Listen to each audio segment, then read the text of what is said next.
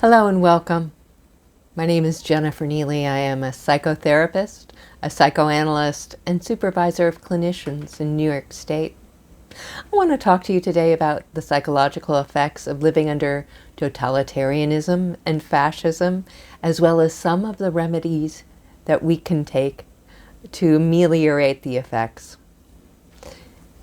First, what do I mean? I believe that totalitarianism means that there is one government entity that serves not the people, but its own interests. That under totalitarianism, there is state-sponsored misinformation, propaganda, that you can't trust what you're being told by the government. And thirdly, that there is an attempt at suppressing civil rights, our knowledge base, research institutions, the arts. Fascism means that disagreement, dissent, is seen as being disloyal, and disloyalty is punishable by death. There is an existential cost or risk associated with having your own thoughts. So the psychological effects, first and foremost, I think, is irritability. Underlying that, I think, is a sense of being alienated from yourself, from your sense of who you are. For example, you may feel like you're the kind of person who helps out a neighbor. Understandably, in a totalitarian regime, helping out a neighbor may put you at risk. That has life-threatening consequences.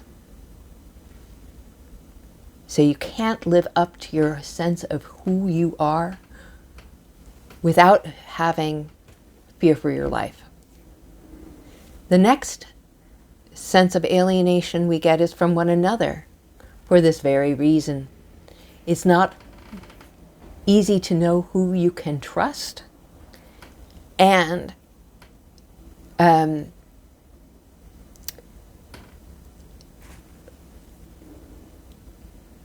leads to a sense of wanting to isolate.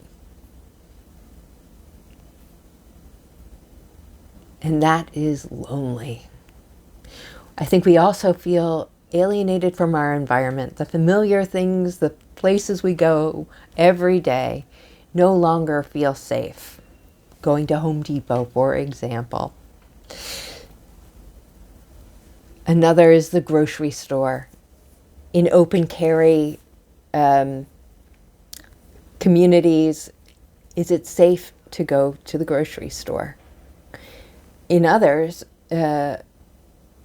some supermarket chains have started using facial recognition software every time you walk in to the store without your consent.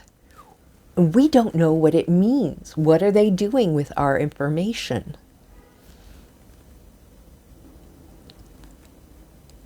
So what was familiar now starts to feel very risky, and we end up feeling alienated from our environments.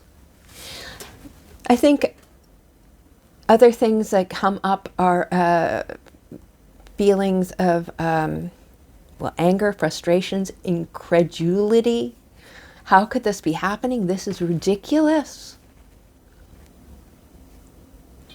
The way to counteract that is by being in community, being in companionship, seeking out novelty, enjoyment. If you're the kind of person who enjoys going to museums, concerts, dance performances, enjoying the arts, will help counteract these feelings of irritability. Additionally, if you are drawn toward meditating, walking in the woods, if you need, seek out therapy. But most of all, lessons learned from World War II are that the people who do best psychologically are the people who take action.